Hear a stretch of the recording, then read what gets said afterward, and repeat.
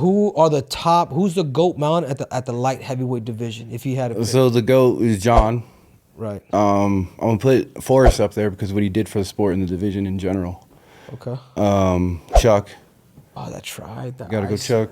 You gotta go Chuck. That was my celebration in football when I get a big layup. I'd be like, ah. When I would kill someone, like, ah. I'd get him, like, ah. Yeah. Chuck. And who's the last? I like that list, bro. I'm gonna have to go Randy and Tito, kind of interchangeable. Jeez. Over DC? Yeah. Over AJ? AJ. Because Rumble was at one Oh, AJ Johnson. Yeah. Rumble. No, But no. Johnson never had the He was a power. good fighter. He was a really good, scary fighter. Yeah. But no, But greatest he- of all but- time. But He was ultra- DC's not even on the mountain? It's just I can see why. You know why I could see why is because he never beat Jones in his prime. He never got close. That's not his fault. He never got close. I can understand, but when you talk about a guy like Randy Couture, you talk about a guy like Chuck Liddell, like those dudes were finishing. No, absolutely. Dudes. No, those guys were the best at. I see those guys best as at like their time. changing the landscape of the sport, though, too. 100%. I You get. know. I feel like Cormier is a great fighter. Don't get me wrong, but it was a different time, right? When he won, who did he defend his belt against? Gustafson, No, Rumble Johnson. Rumble Johnson. But he just took him down. Gustafson. Yeah, but Rumble, but he already beat him. But I understand what he's saying. Volkan No, Oezdemir. absolutely. I'm not hating I on beat you. Volkan. No, just your you know, opinion, like please. Yeah. Stand on business though, Triple C. You know, later, make sure you remember. no, I have a great respect for Daniel, but I'm saying in all time, that's my list, and it's opinion based. So. No, I like that. I like the fact that you mentioned Couture. I like the fact that you mentioned Chuck.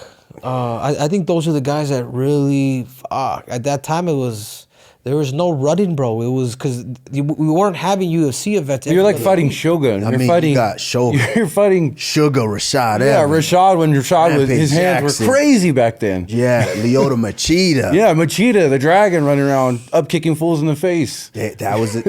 That was an exciting. And it was like when the sport was like shifting from just one style of fighter to like now kind of mixed martial artists all coming in. And everybody's kind of turning into mixed martial artists, and then now we're just like full lifetime mixed martial artists from the beginning. What I love about Dominic's story, bro, is from 2020 to 2022, he took some bumps. He lost 4 in a row. You're almost like, damn, dude, is this it for him? If I can flash back, dude, I mean, Dominic could potentially have the greatest comeback if he comes back and wins that heavyweight strap, bro, for what he's gone through, you can put it up there as one of the greatest comeback stories of all time. Because right now he is 3-0 with all 3 finishes. Mm-hmm.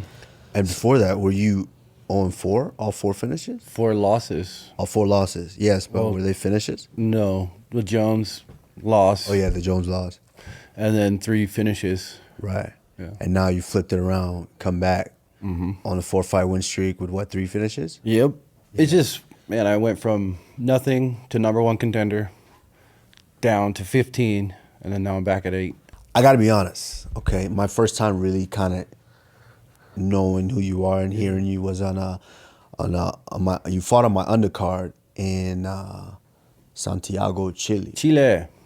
And I remember because at that point I'd seen Jared Cannonier come down from heavyweight after he done slept some dudes there, and now he's at light heavyweight and he slept a couple dudes there, and I'm like, and Jared Cannonier was very well rounded, got big power in his hand, Real good hands. yeah, and I'm like, Jared Cannonier finna do something with this man, always bet on. It's a color Bet bias. on black. Be honest, bro. It's a color bias. Come on.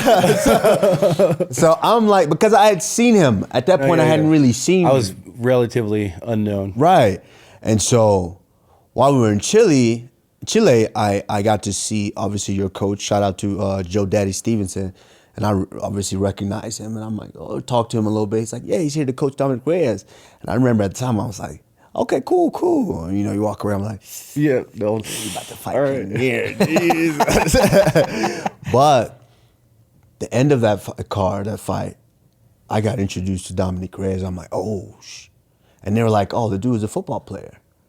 And I'm like, football player moves like that. He's got good hands, good feet, distance awareness. And I'm like, man, that dude's could turn into something. Fast forward, years later, you're fighting for the title. And arguably, you know, there's a lot of controversy still on that. A lot of controversy on that. I remember, I think you and I actually talked about it, and you kind of went in back then. But, you know, since then, like we said, you have the bumps and bruises, but now you're back in the place where I guess this is a question everyone kind of wondered. When you were on that skid, was there a time where you said, yeah, I don't have it anymore, it's time to walk away? No, I never thought that ever. Really? It was just me getting my shit together, right? So I'd never lost at all ever in MMA my whole career. Some guys get in the UFC, they'll lose their first couple or win a couple, lose a couple, and then get on a streak or whatever. I was streaking the whole time.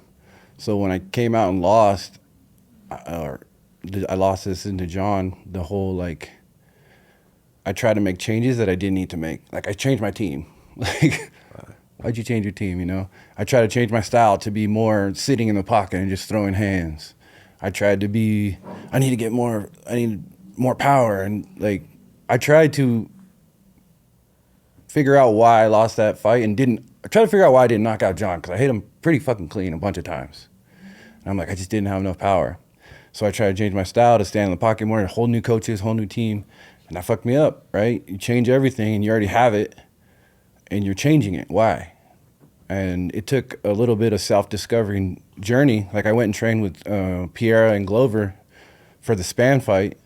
And like that whole thing was like another situation where I was trying to find myself, you know? And after that fight, I was like, you know what, man? I need to stop all this bull crap. I need to just get back to the work, get back to exactly what I was doing, just working in the dark, like nobody around, just freaking working every day, to where I'm like a sick craftsman, right? Somebody who makes watches, right? A really good craftsman. And he's sitting there and he's making the watch and just, wow, it's amazing. And he's not even thinking about it. He's just doing his work. And because he's had so many reps. Right. And that's what I brought into the Jacoby fight, you know? And like now what I'm doing is just working like relentlessly. I film every single thing I do and I break it down objectively. So